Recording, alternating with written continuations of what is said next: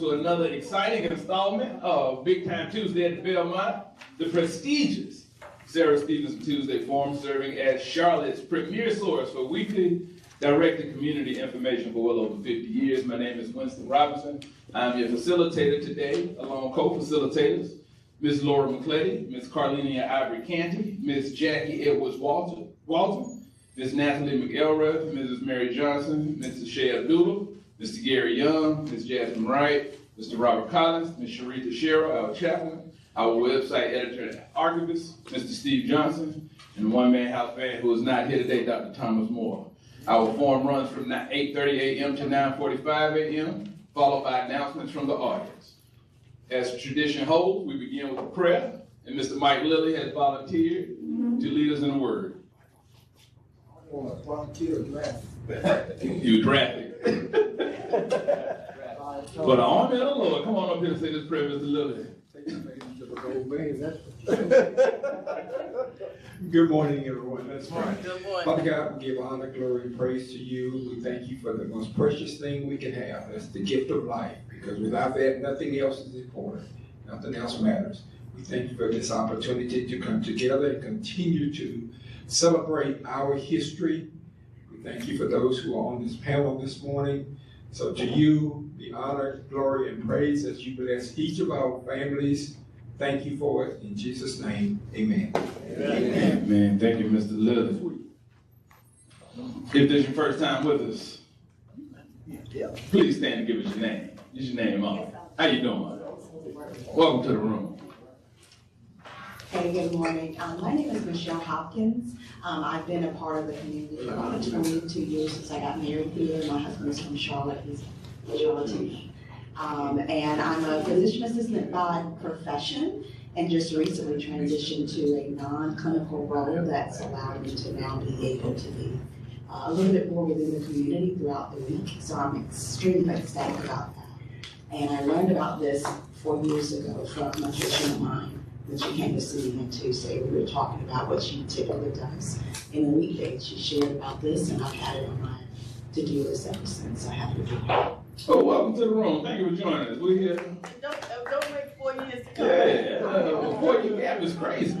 Join us every week. We're here every week, about 45 Tuesdays a year, barring holidays, election day. So yeah, please join us. Today is the last rendition of our Black History Month programming. We do it before a live audience as well as a streaming audience online in front of 300,000 people. Let's just say that. Millions watch the Tuesday Morning Forum on the website. But anyway, thank you for joining. So now the rules for the first timers. Questions are to be questions. The answer you receive is the answer you will accept, at least in this room. We abide by the West Side Rules of Order, in which it is what it is. Now for today's conversation. The Charlotte Sound.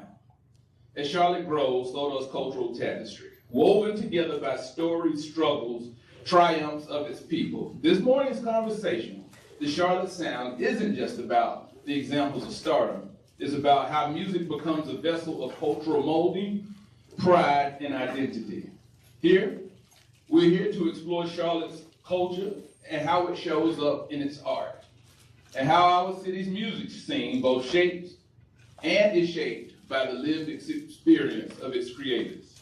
This conversation is about roots and resonance, about what it means for a city and the people who call it home, to find, protect, and amplify its own distinct voice and identity in a greater world. On our panel, we have Ms. Toni Tuckins. Toni is the lead vocalist and program director for A Sign of the Times Carolinas, where she uses her artistry to honor and preserve the legacy of the African diaspora. Known for her soulful voice and deep community ties, Toni is a staple in Charlotte's cultural landscape, recognized as one of Charlotte Magazine's 50 most interesting people, and celebrated for her powerful presence on stage and in civic spaces. Beyond performance, Toni is a lyricist, writer, and a dynamic advocate for social justice, cultural equity, and community empowerment. Continuing to elevate stories and connect communities through every note and initiative. Please, Ms. Tony Tucker.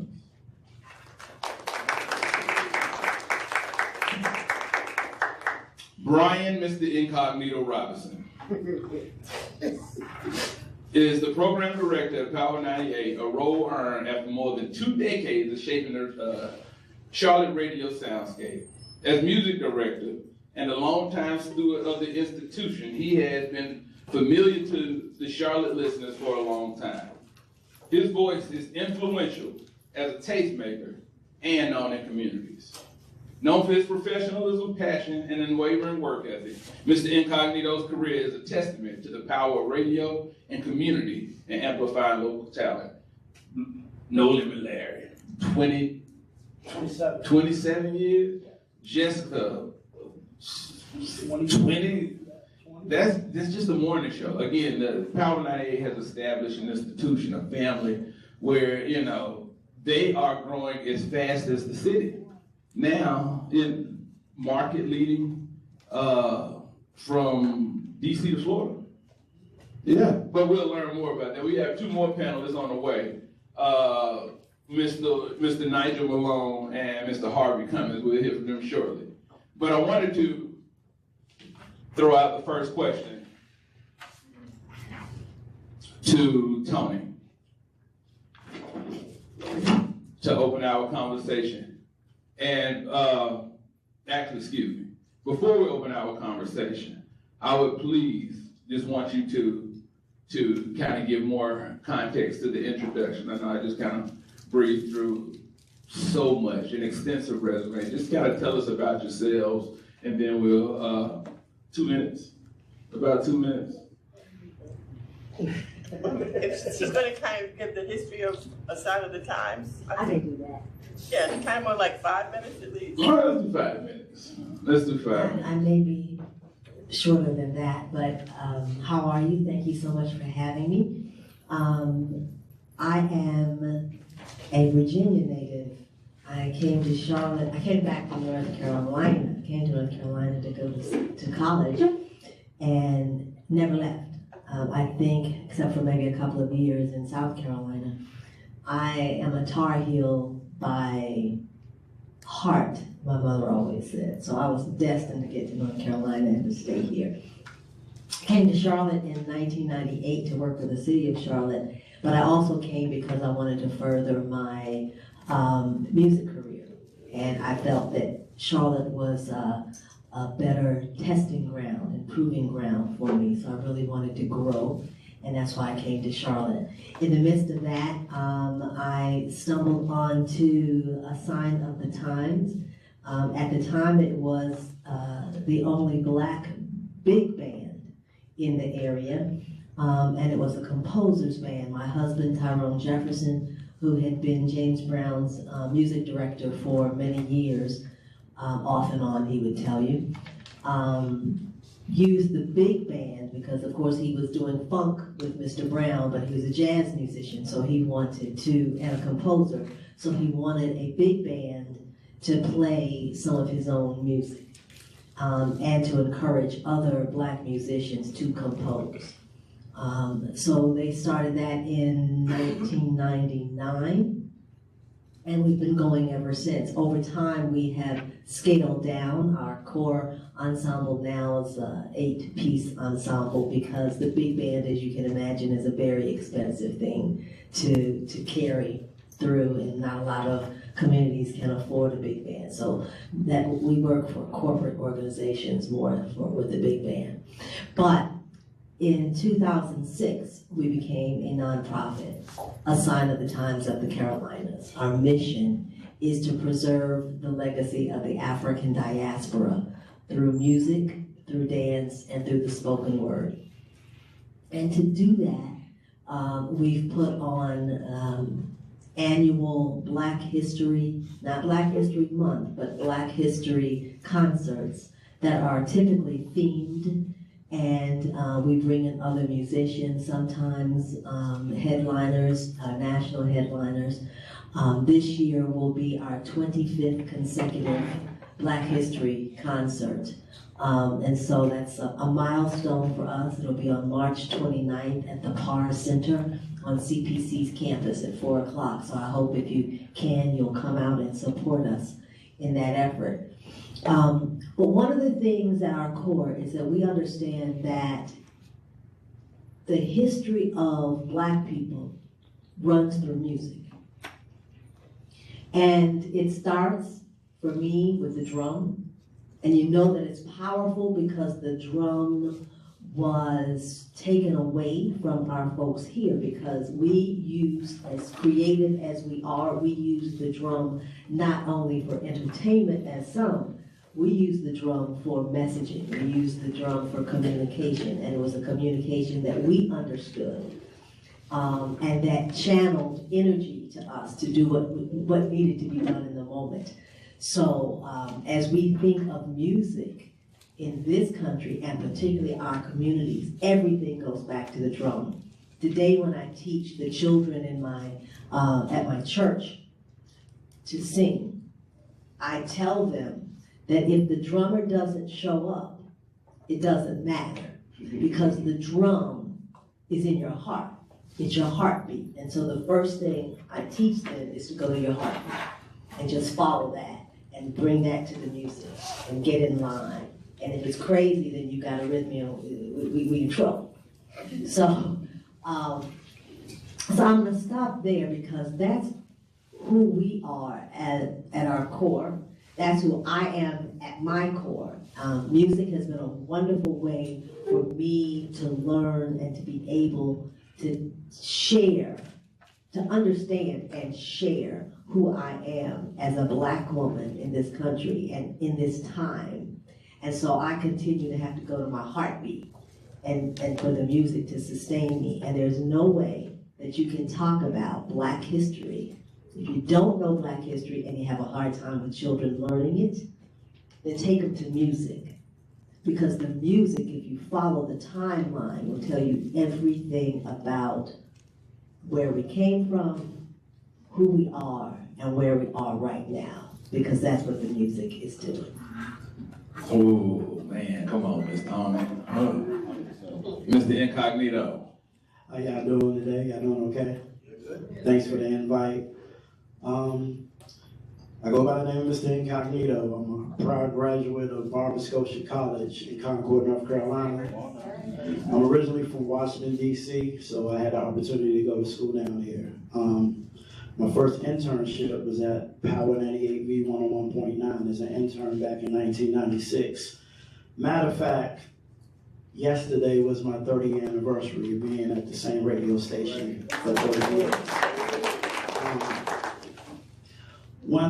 Music has always been my thing. I DJ'd when I was on the air. I did everything. My goal was to go to the radio station and learn everything as possible. I used to do overnights, the late night shift from 2 a.m. to 6 in the morning.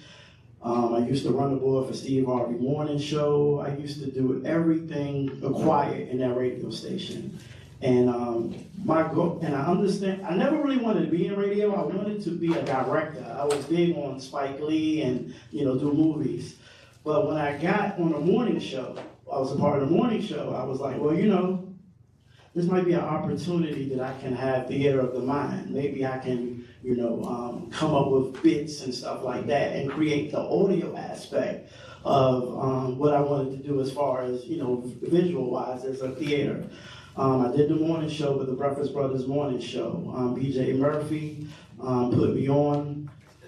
He took a pay cut so he can have a technical director, so that was definitely a blessing. And from there, it's just been nonstop. I'm a big show DJ, still to this day. And I'm very instrumental in, breaking local artists in the area. That's always been the thing that I was very passionate about. As years go by and you see people stars coming in from different cities and everything like that, I always wanted to see, okay, what about our Charlotte artists get their opportunity? So I was very, instrumental in that. one of the main people, breakout artists out of Power 98 was The Baby. When The Baby came out, I was on the phone with his mom, and you know, at the time we was doing a local segment every day at 9 p.m. where we showcase local artists.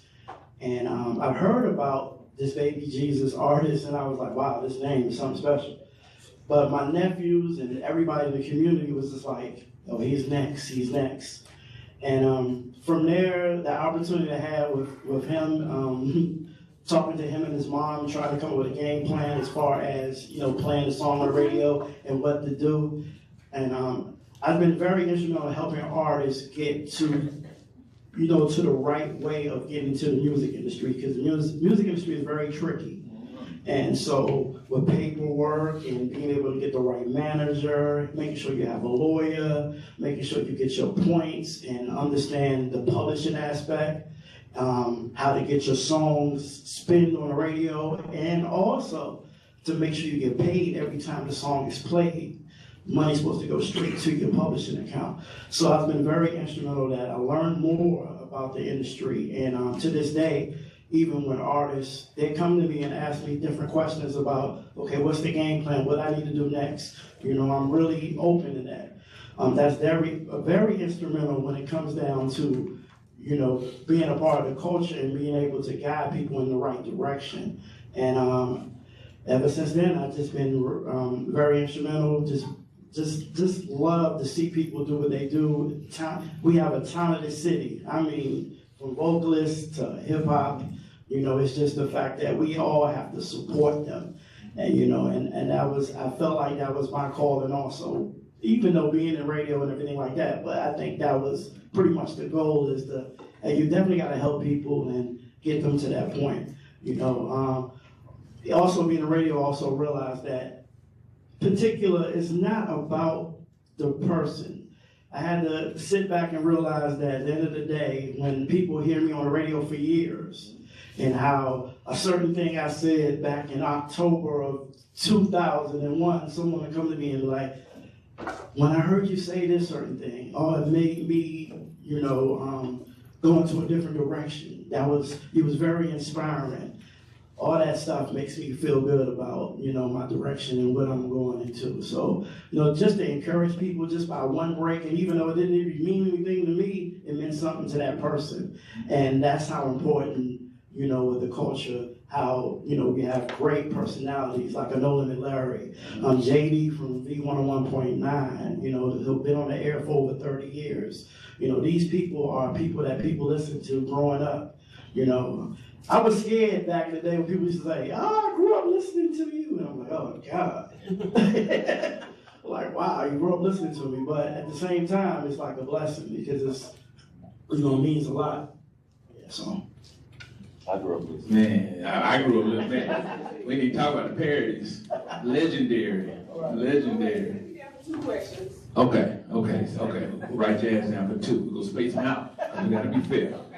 All right, we just had Mr. Harvey Cummings II join us. Harvey Cummings II stands at the intersection of jazz, hip hop, soul, and crafting sound, as vibrant and diverse as Charlotte itself. An award-winning saxophonist, pianist, songwriter, and producer, Harvey leads the Harvey Cummings Project and has performed in audiences ranging from President Obama to Oprah Winfrey. Come on now, that's black hierarchy. Ain't no more. Jordan, maybe. Jordan, that's it. Held as the pride of Northwest School of the Arts, Harvey's musical vision continues to push boundaries and inspire audiences near and far. Ladies and gentlemen, please welcome Harvey Cummings. And give us 5 minutes to tell us about yourself in a deeper context. All right, cool. My name is Harvey Cummings. I am a recently new gold certified producer. Come on now. A saxophonist, a composer, an arranger. I'm just everything in the music internally, like behind the scenes, production, the horns, and everything else. But I'm from Charlotte, North Carolina. I'm from Linda Lake, Grove Park, Hickory Grove, East Charlotte, man. And I see so many people in here that like have been with me throughout my whole entire life. Because the thing is, I'm a product of all of you. That's the thing about it. My first time getting introduced to jazz was Michael Porter. You feel me? Come on now. Via Doris Frazier, the African American Children's Theater, because Miss Ferguson's daughter kept getting rejected from Children's Theater. So she said, I'm gonna create my own theater company. And we learned Neo Giovanni and just Maya Angelou and just culture and things like that. So it was like I was 8 years old into that. You know what I'm saying? Going on my way to school, listening to the Breakfast Brothers. You feel me? Words from the Soldier, those skits. Like, we go to Eastland Mall, we go to Eastland. That was the one right there. For references, around what time was this? Eastland Mall has been closed. Eastland Mall was my first job. I worked at Foot Action. Eastland Mall has been closed for 15 years. Yes. So we're talking about 25 years ago. But like I said, I studied under Leroy Page, who was a product of Sign of the Times. That's what I'm saying. Everything is connected. You know what I'm saying? And then I was with them when I was 11, 12, me and Adrian. You know what I'm saying? Crutchfield. You know what I'm saying? And then I'm a graduate of Northwest School of Arts. Northwest School of Arts is where really just I was involved in everything art, period. I started off really art. Like I was making boutiques and linoleum and things like that. And then I got really into chorus. You know what I'm saying? And I was just studying like Schubert and Handel and this. And I got into musical theory, like theater and Rodgers and Hammerstein. And then just music and just everything involved everything. I was in dance. I was in choreography. I was in technical theater. I wanted to know how the inner workings of the shows worked. And like it's a product of it because that's what I do for a living. Like we put together shows, we put together festivals, we record live music. Anytime those artists need, stuff, they hit us up. I got my first Interscope credit from Lou because I produced on his album. You know what I'm saying? And just other things like that. So it's just we'll talk about it, but it's just Charlotte is a gold mine. Like you said, it's so much talent. I always say that Charlotte is an incubator. It's the perfect incubator. It's the perfect Silicon Valley of black talent. For real, because I grew up in talent shows. We had a Sheila Stewart talent show. That's what I'm saying. Y'all remember this stuff. That's how I met Anthony Hamilton. Because he was in those talent shows. I was a little kid playing saxophone, playing Luther Vandross, and doing that stuff. But it was just, Charlotte, and I'm a product of it, and currently I'm just helping the city. I'm working with, agencies and government and Park and Rec and all these different people that just, what do y'all need, musically? What does, but these people with me, what I'm saying, they indirectly, they know now, but they helped shape me. I looked at everything they did. I heard his voice every morning. So it's just, what I'm saying, it's inspiring.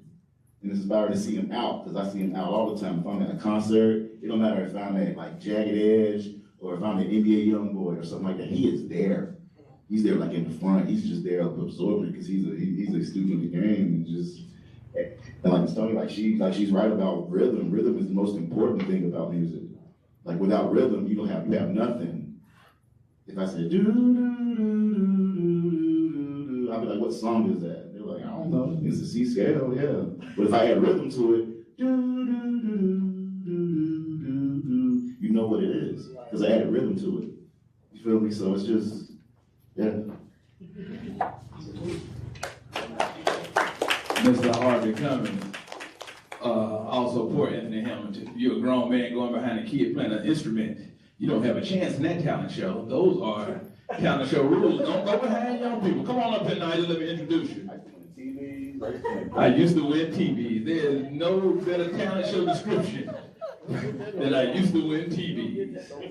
All right, ladies and gentlemen, joining us now is Mr. Nigel Malone. Nigel Malone is the driving force behind Colorful Noise, a music production company dedicated to delivering high-quality audio engineering, mixing, and mastering services in Charlotte. Through Colorful Noise's after-school masterclass, Nigel is committed to nurturing the next generation of audio engineers and producers, making music education accessible and inspiring creatives across the city.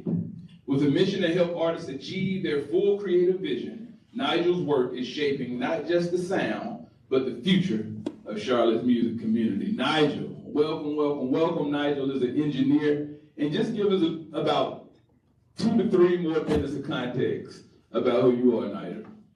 Hello, everybody. Apologies for my lateness. But I'm Nigel Malone. I'm born and raised here in Charlotte, North Carolina. I graduated from Mallet Creek High School in 2012. I moved to Atlanta, went to audio engineering school. Oh, let me catch my breath real quick. I was moving a little fast getting in. All right, but yeah, I graduated high school in 2012, moved to Atlanta, went to audio engineering school out there. Worked with professionals, lived in Atlanta for about 8 years, working at the highest level, mastering my craft. In 2019, I felt there's nothing that Atlanta has talent-wise that Charlotte doesn't have, so I decided to move back and help push the music industry forward here.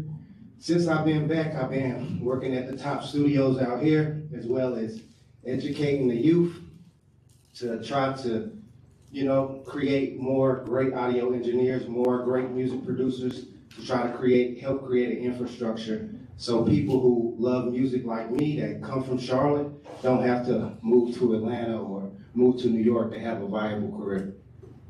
Thank you, Nigel. So I know Ms. Tony has to get out of here. This question is for the panel, but I want to start with you first.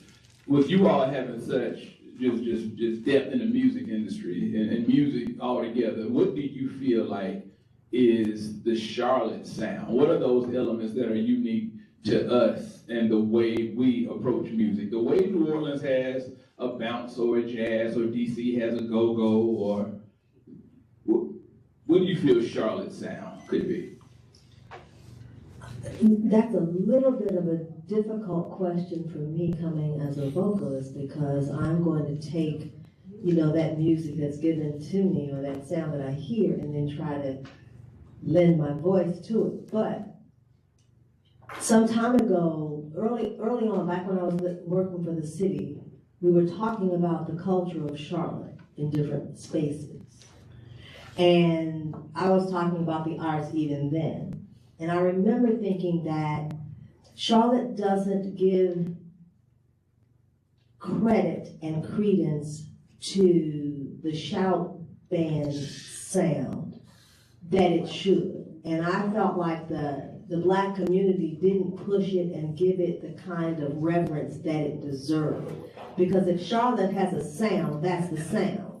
That's the sound that we can say is ours, because it's a little bit different than New Orleans, right? Because the rhythm is different.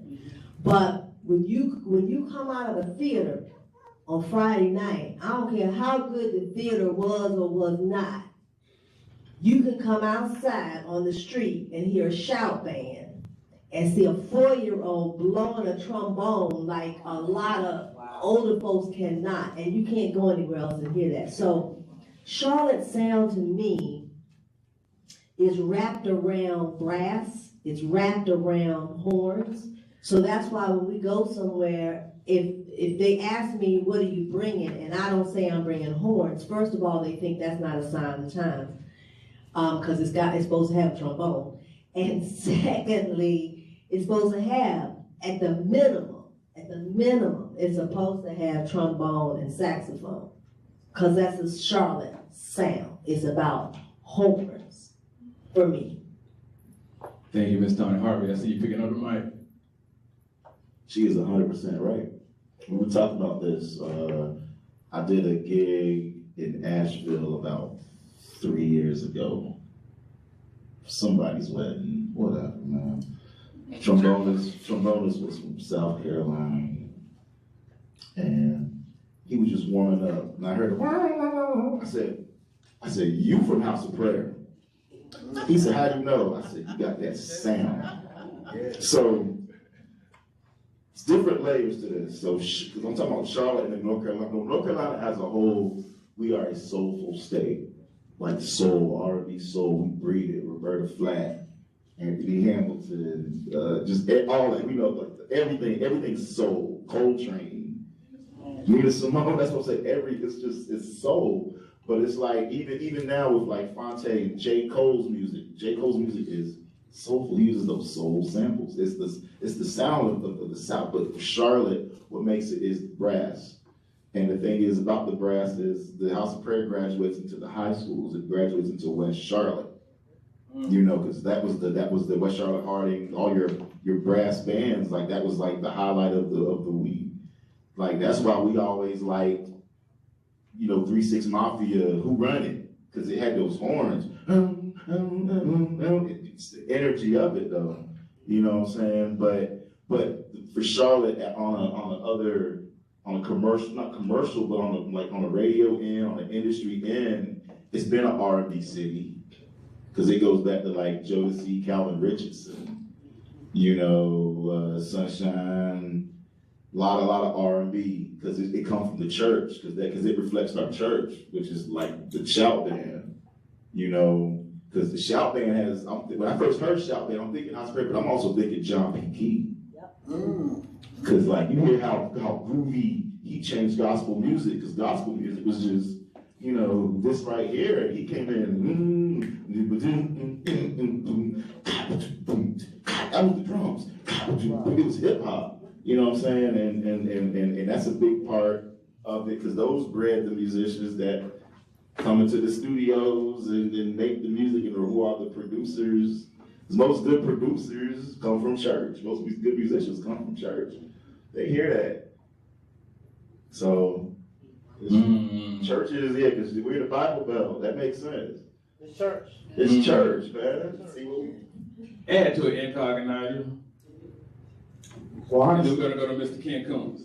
honestly, now in my field, music industry, you gotta play the game, you gotta make hit records, bam, bam, bam. But at the same time, once you make that hit record and you put that album out, then you introduce people to what you're really about. You got what I'm saying? And so, even with Fantasia, we kept telling her, yo, you need to put a gospel album out. You need to put a gospel album out. Then you hear the rappers, even with the Baby or even Freddie P. Franklin, you hear that Uncle Church vibe, like your uncle talking to you, like, hey, I'm telling you about the streets, but also want you to get your life together. If you listen to the Baby's new project, that's what he's talking about. More of the stuff, you can tell that he's grown as an artist. The more time that you have and you understand what your desire is and you see how your audience is built up. Because now he's getting older and the young generation is on another ball game. But also you have to pay attention to, all right, I got them in my corner. Now let me show the mature of who I am, and I think that's what it is. But it's always been about the church sound. The church sound, I think Charlotte is definitely, I think that's our sound. Nigel. Yeah, I agree with all of you all. They said it best. We have a very rich history of musicians here, from Nina Simone to John Coltrane, and that influences, the church influences that sound. And when you think about North Carolina's influence on the overall music industry, you think about producers like Knife Wonder or Ski Beats, and these are people who, they grow up listening to Blue Magic. They grew up going to the cookouts and having Frankie Beverly and Maze. So it's just going to naturally transition into their music. And, I think music is a big reflection of culture, and North Carolina is like the culture of America. A lot of black people from New York that migrated out of here, they all come from North Carolina. And if you think about since the beginning of slavery with Negro spirituals and blues and all of these things, North Carolina has a tendency to be authentic to who we are, who our culture is. So I think that expresses itself in the music with the soul.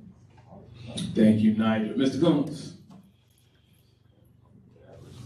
From a collaborative experience, not experience, but from a collaborative effort, and focusing on you, Mr. Incognito, but also Tony and the others of you. When might we expect a collaborative effort comparable to the Grammys and the Black Music Awards that features that North Carolina sound, which I just basically call the Carol Graham Awards, where we're featuring North Carolina sounds and those artists from the young through the established and recognized names? Do we need to do something? Definitely have to do something about that. Woo, boy, that's a good question right there. That's a good one. You know, to ask when, Ken, is kind of a hard thing for someone to answer. But I think places like this is where seeds are planted. And I'm really glad to be at the table with these young folks because I wouldn't have thought of that, right? And I wouldn't have thought of who to talk to about it. Now I have the names here, and perhaps as a nonprofit, we can help with, we can help as an establishment point to have that conversation among the people here because you're exactly right. We're going to, in our 25th anniversary year, concert this year, when I think about the people who we are going to honor, musicians who are gone, right? From Gerard Benson to L.A. Page Jr. to Rico Tyler, I could go down the line. These folks are here now. I remember Harvey and Adrian coming into a Sign of the Times rehearsal, and they stopped everything because all the air went to them. And we loved it because that's what we're supposed to be doing. So it's time to honor those folks. So I think we can start talking about how we get that going. Start talking. And I definitely think that we also have to acknowledge, the knowledge of what's going on. A lot of people just don't know at all. And I think right now, we have to let the community know what is offered, what we got going on right now. Because a lot of people don't know a lot of the history. The history has been lost. So, once the history gets to this point and everybody's on the same page, I think it'll be out more, so, yeah. Dr. Blanchpan. Good morning, good evening, good night. I'm from the old school with Norm, David E. Wilson from WGIV, and we started a fan club with David Wilson. And so I'm a theater major and went to Northwest School of the Arts, definitely West Charlotte 69, whoop whoop. And, but at the end of the day, because I'm a park and rec for 30 plus years, and we were trying to get a lot of people in to help our young people and stuff, and we still try to do that. Because I used to bring in the Black History inventions for our youth. So now I'm trying to figure out how can you help us? I'm not there anymore, but I want to be able to see how can you help us bring in this energy and the things that they need to know in order to move their future even better. Now that I'm learning at a grown lens how Charlotte works, you gotta make the paperwork look sexy and talk to the right things. Because what you said about Park and Rec, I'm a product of that. I remember when you was there, like I said, with Malachi Green, there was a program called SOAR that taught like kids over the summer.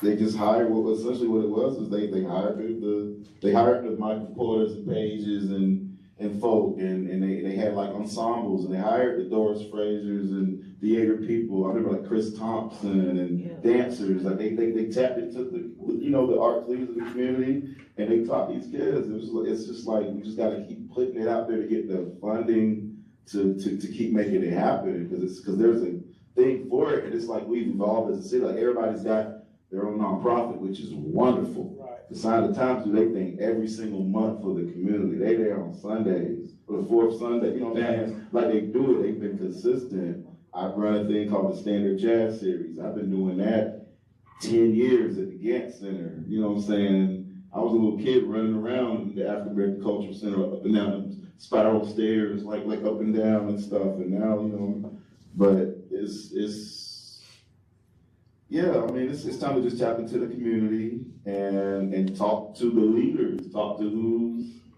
responsible or doing it for you, or who we need to talk to make the paperwork look sexy. So I just mean, like, when I say paperwork be sexy, I mean like making like the grant writing and the right, you know, verbiage and all that. And so Jasmine? I see you trying to get up out of here, Miss Tony. I wanted to ask you, and y'all are alluding to it so much, but you really haven't been speaking on the events and programs that you really do for the Charlotte culture around our African history and culture. Well, love if you could speak to that more. Particularly, like, you had, like, Kwanzaa was amazing this year, and I really think, like, the turnout, it was crazy, like crazy big, but I can only imagine if we had more people there. Anyway, I'm curious, how do you plan to keep programs like that going? Thank you. Let me apologize up front because I've got to go do a gig in just a few minutes. I think two things. What these gentlemen are saying to me is the more our young people, our young artists, learn their history, you start to see things change, right? So what that means is that folks like me, I don't know where the time went. I really don't. That I am now an elder. And so what I'm supposed to be doing is pouring into the next generation. That's what I'm supposed to do now. And so that's where I spend most of my time, one way or the other, pouring in. That's why I'm gonna do an early morning gig. Who does an early morning gig at my age? Nobody. That's just not wise. But I'm gonna do it anyway. And I think as we pour in, then we start to see things change. And I'll be honest with you, our programming continues. I keep moving it, and I'm looking for folks. This is a shameless ad. I'm looking and appeal. I'm looking for young people who have the kind of passion for the history and the music and the culture that I do, so I can pour in and pass on. So let's have some conversation. Because it's time. It's time for me to pour on, pass on, and be here to advise. Right? We, at my age, particularly artists, we have a hard time letting go. And so, we have a hard time letting go. My father told me something when I was very young. He said, you're going to become an old lady, and in your head, though, you're going to be whatever that age was that was sparked for you.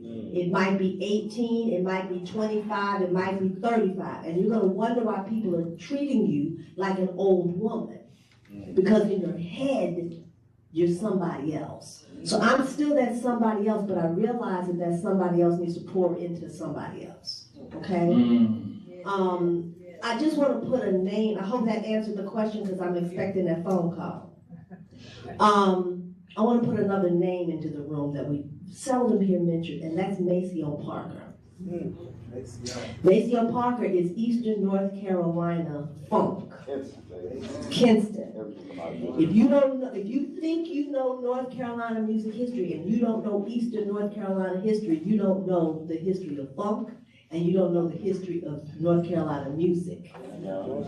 And so George Clinton and James Brown. James Brown's sound changed when Maceo Parker and Melvin Parker, his brother, who was a drummer, both at A&T, they were the ones that changed that sound. So when you know North Carolina music sound, you've got to know, I'm a product of Eastern North Carolina, really, because that's where my mother was from. So you got to know Eastern North Carolina if you're going to know North Carolina black music sound. Down east. Down east. Greenville, we talk. Black Belt. This was the Black Belt. Home to, again, Nina Simone, Chuck Brown from Gaston, North Carolina, started Go-Go. Again, very deep black-rooted spaces, Eastern North Carolina. And the best part. Please forgive me, y'all. Yeah, I'm gonna give you some cover. Miss Tony has to go again. I'm so sorry. Y'all When you know Miss I'm Tony, already. you have gigs at 10 a.m. on Tuesday morning. You gotta play in front of people who love to hear jazz at 10 a.m. on Tuesday. But Miss Tony, while you see yourself out, I would like to pose this as a hypothetical. So the inspiration for this conversation came after a HAWINA meeting, Historic West End Neighborhood Associations meeting, and the talk after the meeting was about the death of Maurice Williams and the Zodiac. And this is a man who lived half mile from me with a music legacy as rich as he is. The song, "Girl, won't you stay just a little." I've heard that song a million times since the day I was born. And I had no idea the lead singer who made this song was a block down Beatty-Ford Road until he passed. So it's like we have so many of these stories that are uncovered that we just don't know that have a relationship to Charlotte. So we got to talk about them. So why not here, where we have a system of archives, where we have connectivity? This panel was important to me because Harvey is my peer, Incog is my big brother, Tony is auntie, and Knight is my little brother. It's generational. So if we're going to sustain something in Charlotte that's attempting to find its identity through growth, we have to do it with people who have been deeply rooted. Now we have a question from Mr. Lilly.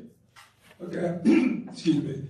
I've heard what to me seems to be some political questions kind of thrown out. For those of you who may have seen the documentary, the Making of Motown, and in that they talked about how music brought the races together, at least the young races. So for those of you in your platforms, do you think there is a message or a way of political information or whatever, or is it taboo to use the musical industry and the radio industry for political purposes? It's been done since Mozart. It's been done since Beethoven. It's been done since jazz, like Thad Jones. They had the song "Fables of Fathers." It was talking about the mayor of Little Rock after the bombing. That's what the song was about. So it's always going to put a message. I mean, my first album, Chicken Day, my first track was called "Freedom Ain't Free." You know what I'm saying? So it's like the messaging is in it. Like in music, the message is in the candy sometimes. You know what I'm saying? The medicine is in the candy. People do it. I mean, it's just because it is a sign of the times. That music reflects the history. And part of music has been protest music or music with the message. So, Ms. Jackie. Yes. Good morning. It's so good to see Mr. Cummings. He was my son's music teacher. My question is, for younger people who want to become involved in many of the things that you are doing, how do they make contact, or how do they get in front of you?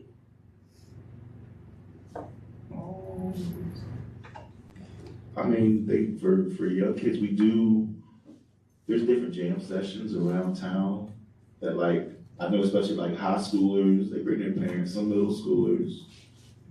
Like I said, I was a little kid in the Excelsior Club, you know what I'm saying, for real. So that's one. Two is like the programming. The organization, I'm speaking on Jack, that's who I be with. You got organizations like Jazz Arts, like Lonnie Day. She has a whole program that teaches them and puts them in front. Just talking to Tony, that's something we got to keep going. We got to keep doing in Charlotte, because these kids still need opportunity. They need as much opportunity as they can. So you're right. Incog, I see your hand reaching.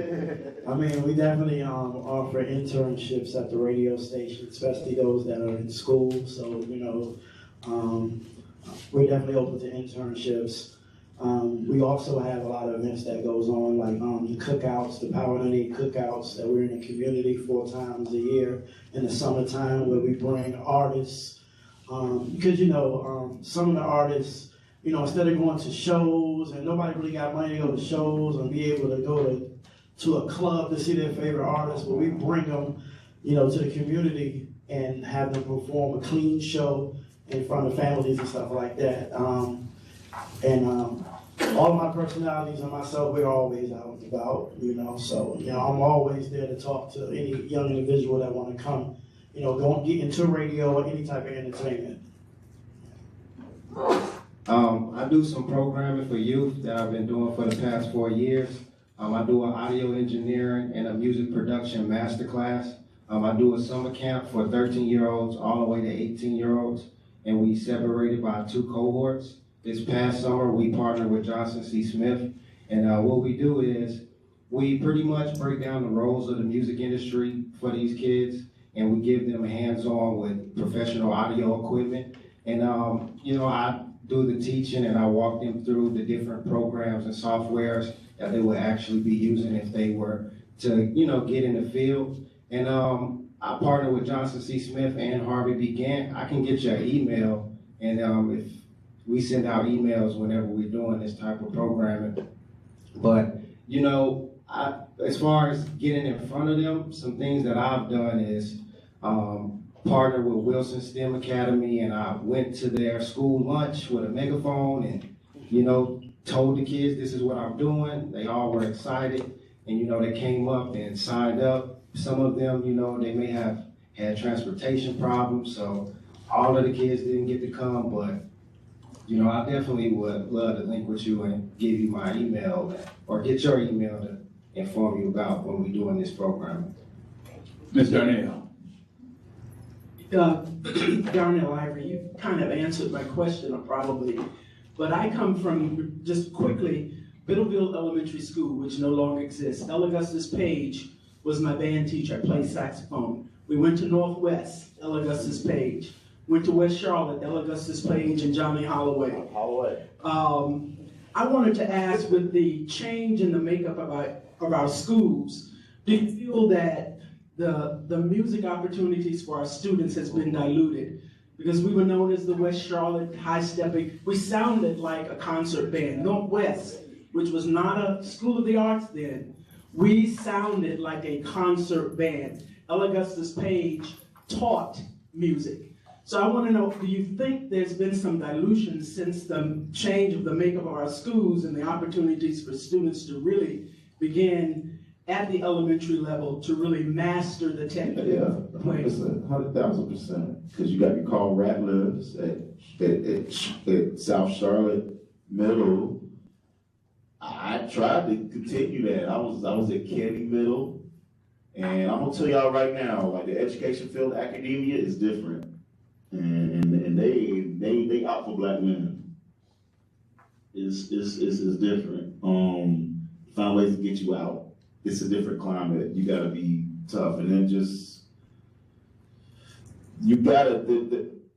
The directors stopped coming from our community.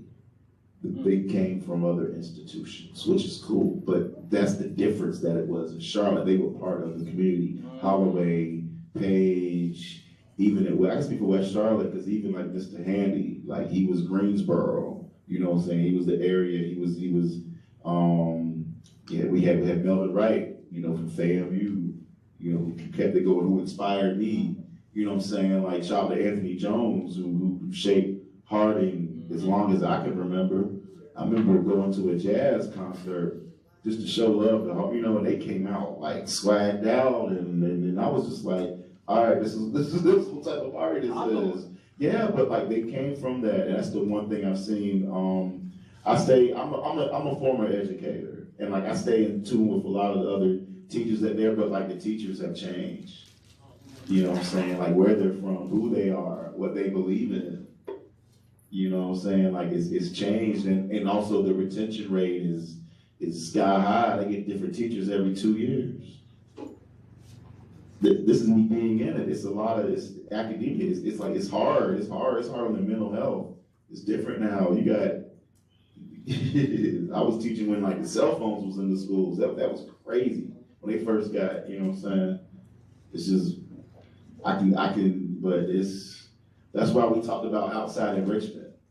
That was the thing, we had like outside enrichment, these other programs and stuff, and like they still need that, but they need those role models, they need that, but you know, they keep changing, like, you know, I haven't met the new band director at West Charlotte yet, like the new one, because it's always a new one. You know, for real, you know what I'm saying? Even at Garinger, I had,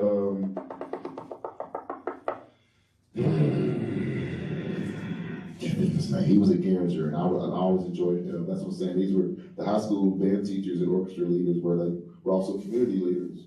They were also professionals and stuff. You know what I'm saying? Like Holloway, yeah, Page. Because you can meet people. I remember I was at Page, man. West Charlotte we were the hot stepping line. Page, you know what I'm saying? It was like that. It was a pride. So it's something we have to be aware of. You're right. That was a wonderful question. Kick down the door at Hardin. You remember that? West Charlotte beat Hardin. We got in trouble for sneaking to a Hardin band practice, trying to see what y'all was gonna do for the thing. So West Charlotte played Hardin. I think they stopped the game in the fourth quarter as Hardin was down by 97 points in football. I think it was 97-0. And halftime, West Charlotte's band came and they put a prop door up just to kick it down on Hardin. Now I felt so terrible because not only were they getting beat by 70-something points at the half, now the spectacular band has come on to their home field with the same colors. Ooh, I remember that. That's traumatic. But now we have a question from Ms. Laura McCletty. My question is to all of you that are here right now. Do you all meet do you all have any type of organization where you all meet and sit around and talk about opportunities that you can come together and present to particularly our young folk in the community in Charlotte? Do you all come together like you have come together this morning? Just to share your stories of nothing else, but to share your stories with each other. Is this something that you all have been doing, or you anticipate doing, or? I got you. I'm currently the parliament of the Black Radio Hall of Fame. And what we do is pretty much honor those radio personalities in South and North Carolina with awards. And then from there, we raise money for scholarships for up-and-coming kids that's interested in mass communications, journalism field. That's something I do every Tuesday. Matter of fact, I got a call tonight. But I say about 4 years we've been doing this thing, just to raise money, scholarships for people that's, you know, kids that's in college, high school, that's interested in journalism and mass communications. Yeah. Do you all come together like you are together this morning? What he has done in bringing, that's my question. Do you all have anything like that? I mean, we've been on panels together, but that's pretty much about it. Everybody's been siloed. You know, like I see that there's a void of community, yes. Because I mean, like I said, it's whole, like we have our own things we do, you know, to try to help, you know what I'm saying? I'm on the board with Music Everywhere, which is with Charlotte Center City Partners. The past 4 years, we created a music conference for up-and-coming musicians, and we've you know, done things like that, but nothing where like I'm coming together with other, I mean, we do it at the Gantt Center when we do collaborative events like Black Carolina, but there should be more. There's a void. We got a question from Robert.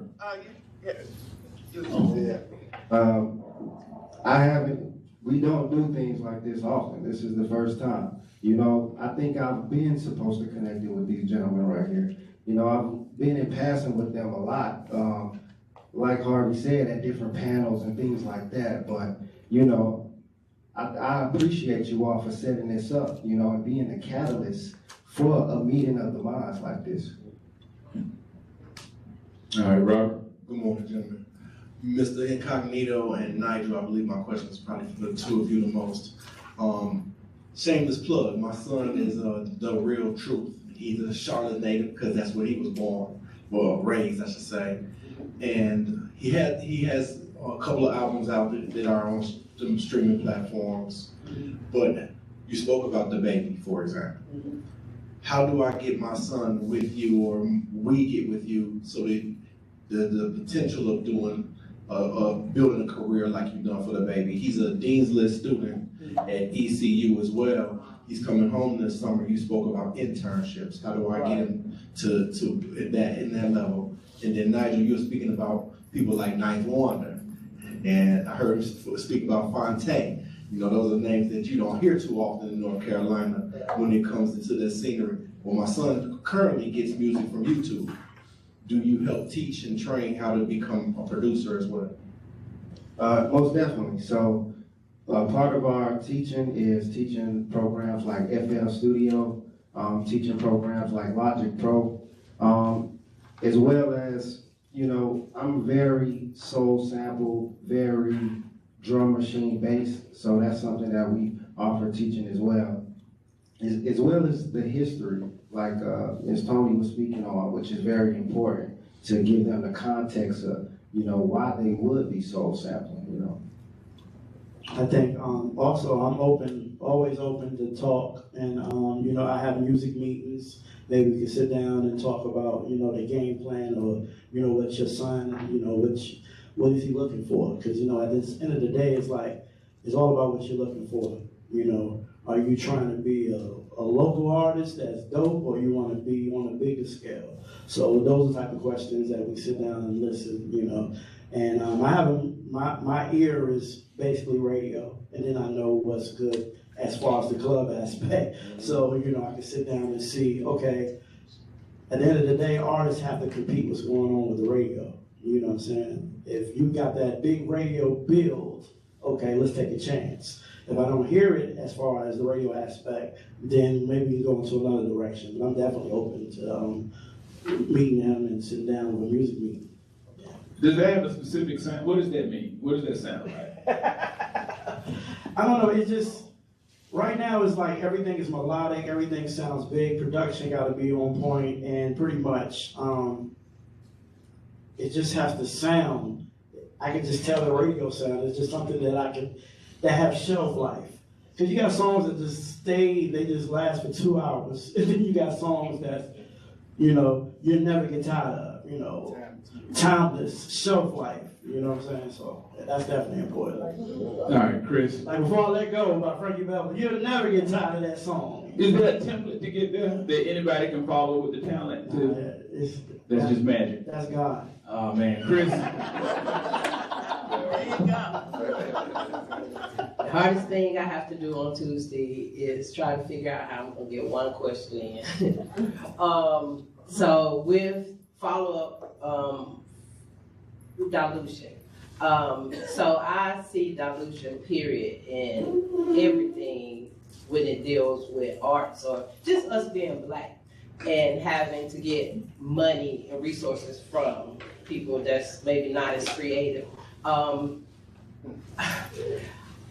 Just like with the sound of the music, you can listen, it's something there. It's something there that was missing, that's missing now, that was there in the 70s and the 80s. And I think integration affected that because the watering down, like Respectable Politics, and I guess a sense of pain and urgency that contributed to the music. Like, how can you preserve certain sounds and your take on a switch from analog to digital? Because even with live music and instruments, like that resonate different frequencies in us, which has changed, and we're not as tapped in because of those changes. I think the one thing that I hate about radio, and that's, you know, I hate when we got corporate. When we got corporate involved, it became big business. It was all about money. It's not about the actual talent. And I think that we've You know, when you got these major record labels, they want to impose more negativity type stuff, more, you know, they don't want to hear the Arrested Development. Like I grew up listening to Public Enemy, bam, bam, bam, you know, talking about awareness of what's going on in the world. Now they want you to think that all we do is party and have sex in music, and that's not fair game. So yeah, a lot of that has been downloaded because of they don't want you to hear the positivity. That's why you have to go. That's why we on YouTube. That's why we streaming, and that's why we going to concerts with artists that's definitely doing big things, but they're not on the commercial aspect. You don't hear them on the radio, but they're big out in the streets. You got what I'm saying? So I think that's another thing that's missing is the fact that, and as a programmer, I do get upset because I feel like, okay, the song is doing good, they got the numbers to go with it, but is it really real? I have to question myself, like, is this really real or is this chart inflated? Is there money behind it? You know, and I just think that our music has been saturated with big business. It's just a big business thing. We make so much money. And then you go around and you look on these websites and everybody's complaining about they never received a dime from any of their music that's put out. So it's bigger than just, it's big business now. And it's like artists have to work on the road to get their money, you know. And that buzz is done, that buzz is done. Yeah. Incog, were you on radio before the Telecommunications Act of '96? I was, yeah, I'm still the ranger. I was, yeah, in the early stages. Did you see a difference in how it felt just being on radio before that law was passed and after when it came to ownership? I was a baby at that time in the game, so I don't really, I was a baby in the game. And for those that don't know, I think that the Telecommunications Act of '96 pretty much established a law that anyone could own radio stations, when before it had to be within a local radius for ownership. But yeah, because you know I think you can have more than one station. I think 6 was the total.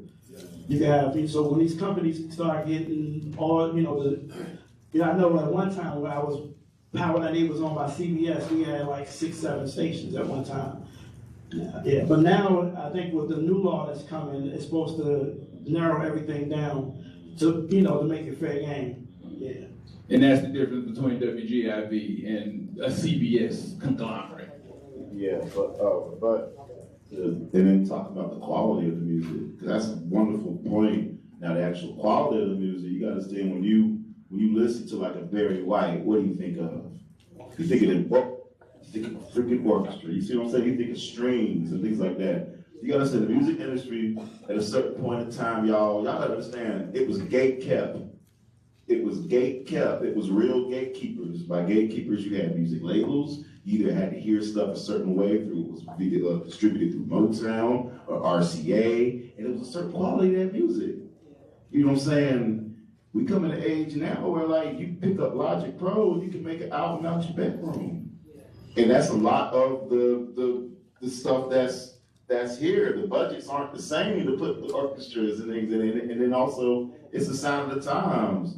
We go to the club now, like people they're not dancing, they're just vibing.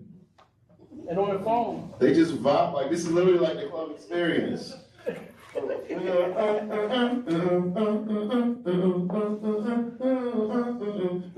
It's just the sign of the time. So it's just But not a sign of the times. No, it's not a sign of the time. But it's reflective of what's going on. Because like I say, we're at a different. Yeah, man. The music is shifting. So sonically. So yeah, to piggyback off of what they said, to give you an idea of how this big business affects music technically, everything is about speed. Everything is about speed. So you're talking about analog and digital. As an audio engineer, if I was to mix something analog, let's say I mix somebody's entire song, and then I send it to them, and they like, man, this sounds great, but can you just change this one note right here? I have to remix the entire song because it's analog. I can't save the settings, the presets. So if you're a big company and you're putting out music every week, you ain't got time to be doing all this analog stuff. You know what I'm saying? So I got Pro Tools. I can move quick. And yeah, right, Command S is just very quick, and that's good for business. But from the other aspect of it, I also think, you know, they say if it bleeds, it leads. You know what I'm saying? Everything that's salacious is what people are entertained by. So if that is what's informing the money, and everybody is trying to be the most exciting or polarizing thing to get your attention, then that's what these kids are gonna make. Another thing I want to add on to it also is music now is fast food. You know, it's not organic. It doesn't sit and for you to grow continually like it, bam, bam, bam. Businesses got to keep moving. They got to keep making money, so you're going to get the fast microwave food music, you know, and that's just for a time, for a limited time, and then bam, you'll forget about the song. 7 years from now, you'll be like, I remember this song. You got what I'm saying? So it's all about the shelf life. Everything is fast. If the song, it takes 4 to 8 weeks for a song to get on the chart. Now, say I've been listening to radio for 8 weeks. So I haven't heard the song yet. So, see what I'm saying? And they're all about, labels are competing to get the #1 song, and all of a sudden the song has disappeared. So it's not real organic, it's not real, it's just a competition. At the end of the day, it is microwave food. It's just something for the time being to hold you over, but not really good music. Like your Earth, Wind, and Fire, that when you hear it, you come on like, oh, I remember that time. You know, you don't get that anymore. All right. Carrie. Thank you. You all are immersed in music in various ways. First of all, do you all play an instrument or instruments? And if so, when did you first pick it up, and how did that capture your interest? Started 3 years old. Mom and dad had a piano. It was my granddad's piano. Had it noise turned into music. So I studied theory, adolescence.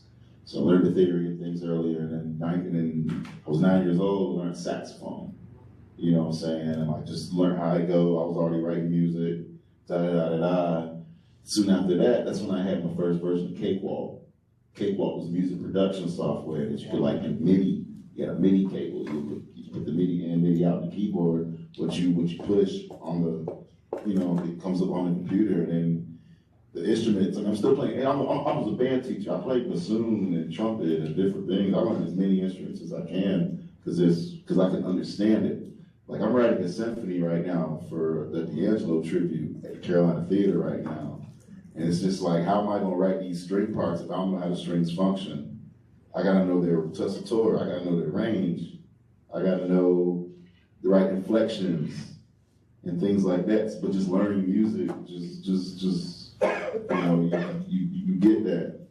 You know? Have you ever written a symphony before? Yes, this is my third symphony actually. The second symphony was produced by Winston Robertson. We did a vibe called Fresh. We did a thing where DJ Butterfingers, it's like Butter Baby. DJ Butterfingers had an hour-long club set, which was, you know, Lil Jon, T.I., Nuck If You Bug, I Ain't Gonna Let Up, no, I Ain't Gonna, like, for real. And it ended with, like, you know, the Let Out, like the Make It Last Forevers and the Seven Chemicals, but I took it and I orchestrated it and added strings and brass and gave, like, new life, because, you know, the premise was, I've been working with the symphony, and they want to be diverse.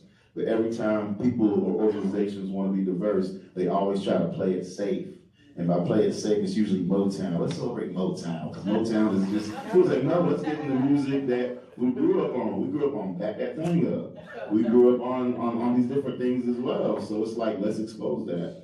So, like I said, just me learning instruments, it's helped my production, it's helped my producing, it's helped everything. I think every child should at least get always, you know, like get like a little piano or something, or guitar, if that, or just drums or any type of thing, just to see if they can do it. Because like I said, now, yeah, man.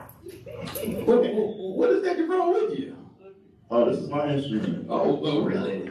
You don't say. You got it right there, huh? Yeah, it's a saxophone. Ooh. Can you open that? What is that? Is that just the case for it? It's the case. It's a travel case. Yeah, it's a travel. So I wanted to say, What's it sound like? What's it sound like? Well, we put together, got the mouthpiece in my hand. How does that sound? Oh man, you know. Oh, that's the next strap coming up. It's like a hold it. Got these good reeds. Reeds? Good reeds. Ooh, I used to chip them things. Ooh, they used to cost $2.50 a reed. I used to chip them all the time. What's the number of a good read? What's the number of a good read? It depends on what type of music you would like and what's comfortable for you. If you like smooth jazz, free flowing, Cannonball Adderley played on a 2.5. You feel me? But also like Kenny G played on a 2.5. Adrian Crutchfield loves the 2.5. You know what I'm saying? Me, I'm a bebopper. Like, I'm all about articulation. I want to. Oh, you got to talk on the mic. I forgot. We got a live stream on. Millions of people are missing out on this conversation. No, I mean, like, the thickness of the reed changes the articulation. I'm on a 3, French style.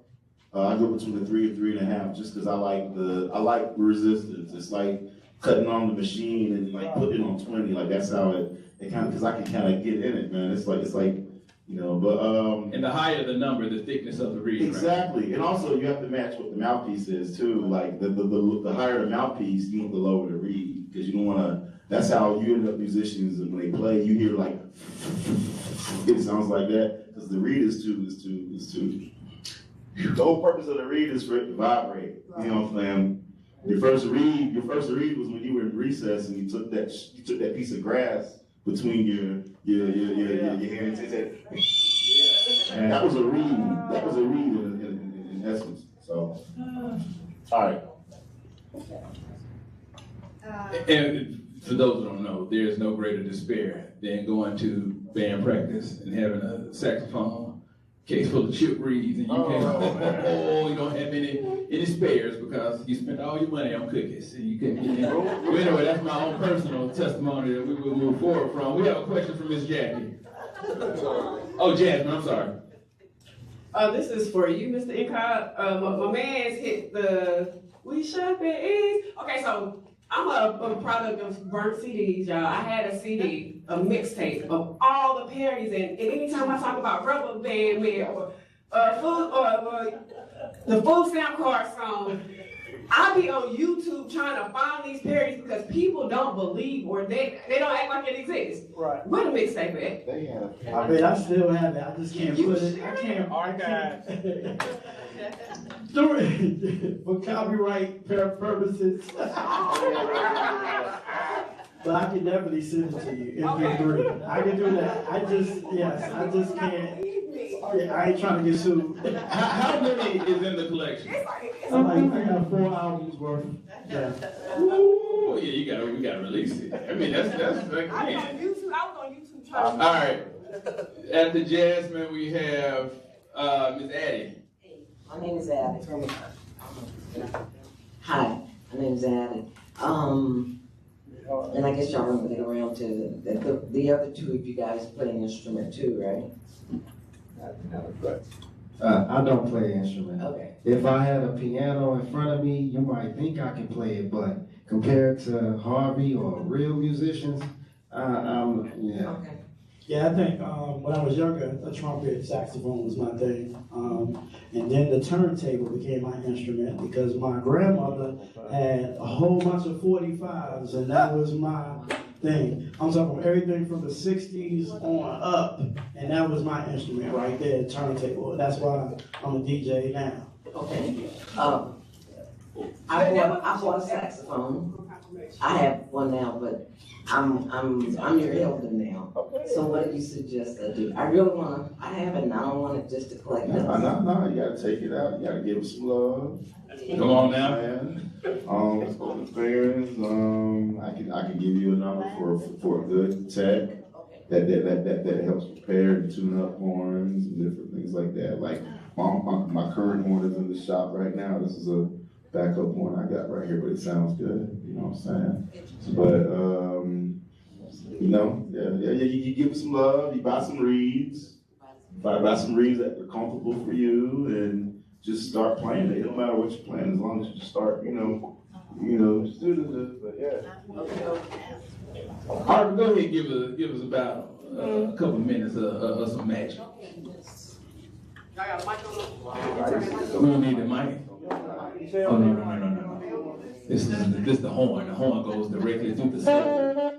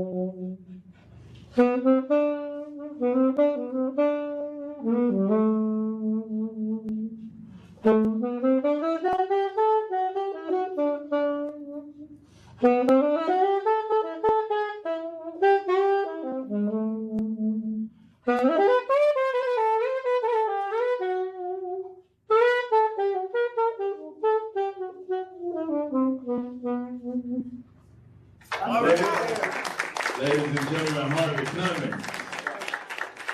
We got questions from Miss Jackie, Robert, then we're gonna allow the panel to close it out. Before we go into announcements, we got Miss Carlenia with the first one. Good morning again. Have you done anything with the, is it Arts Plus?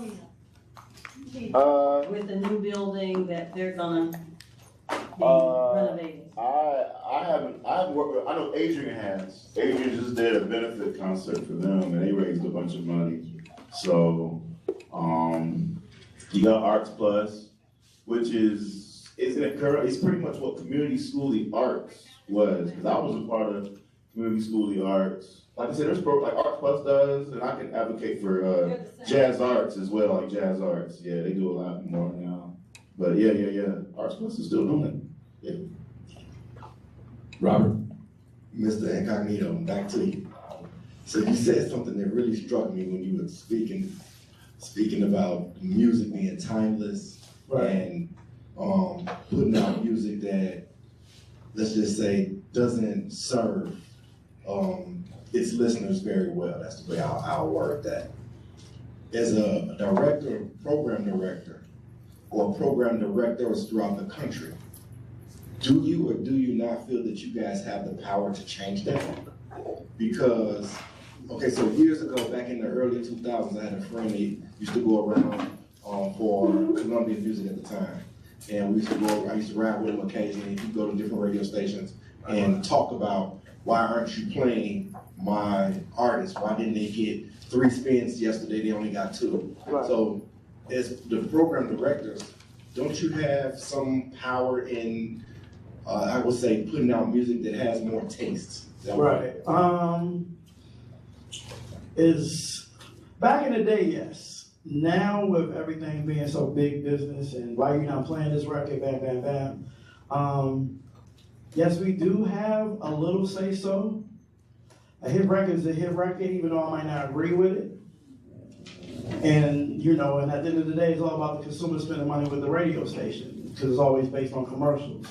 I think I funnel a lot of the negative away, as much as I can. Either, I even clean it to a certain extent if I don't agree with it. Like some words, because some stuff is just like, oh my God. They're hit records, but also I do extra clean, squeaky clean to, to make sure that it's appropriate for the airwaves. Yeah. All right, gentlemen, start with Nigel. Just give us a few closing thoughts. Let us know how to get in contact with you, things you got going on. Send us home. Okay, I'm Nigel Malone. You can find me online. My website is colorofnoise.net, colorofnoise.net. On social media, you can follow me on Instagram at colorful.noise. That's my company's Instagram. And my personal Instagram is NXGXL. I'm always doing things for the youth as far as programming with teaching them audio engineering and music production. I host events such as Carolina Queens, which is an event where we highlight women in music and the arts. We host it in an archive. We have all-female DJs as well as highlighting historical people like Nina Simone. And I just want to, say thank you again for setting this up. I think this is a great catalyst for pushing the music industry forward in North Carolina. Incognito, Mr. Brian Robinson, that's my real name. You can hit me up on Instagram at Incognito98. My email address is incognito@power98fm.com. Any ideas, any suggestions, any opportunities, I'm open to speak. Also open to listen to music or give advice, especially when it comes down to publishing. I'm real big on that. Making sure everybody has everything intact as far as the publishing, making sure they got everything correct to be able to get paid, because that's definitely important, and that's missing when it comes down to recording. I'm very passionate about that. If you don't have that in order, you shouldn't even worry about being in the industry, because you're just wasting your time. Yeah, man, have your split sheets ready. Sure. Get the business taken care of before. I learned from Keno Watson. I know you've been for Keno, Unanimous Music Group. I worked for a music label, and I learned everything from that man. Like as far as the business, so how you don't get misconstrued to this, that, and oh man. But my name is Harvey Cummings. You can follow me on at Harvey Cummings, which is my name. My email is harvey@harveycummings.com. The website is harveycummings.com. You can see my discography, where I'm gonna be, who I am. Like I said, I'm working on several projects right now. Doing this. I'm currently I'm writing a symphony right now, and that's a lot. I'm using MuseScore. It's a software that I'm able to use with my MIDI, so I don't have to manually do that. And then we got some shows coming in. I'm dropping an album called The Only Child, and we'll be doing some promo and stuff. I made a radio friendly kind of smooth jazzy kind of. They should play this on like the Sunday. They put like Barbara Ross type stuff, man. But I'm messing with different sounds, and I work with different artists as well, man. Not just like I said jazz, but just music in general, man. So just feel free to holler at me. I appreciate y'all for just having us out here, man. Because I respect these dogs. Ladies and gentlemen, please give it up for our panel.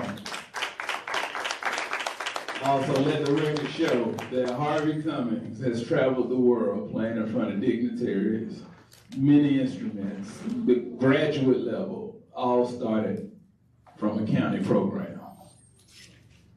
Let that sink in. When they're shoving data in your face and showing you what's effective, now what they won't show you is the 40 years or 30-something years of tracking this man's life. But this is the synopsis of success that doesn't show up in the data, it shows up in sentiments. So we need to, again, community need to step in where community work is happening. And ladies and gentlemen, can we have a hand for this marvelous Black History Month program that he has put on? Thank you.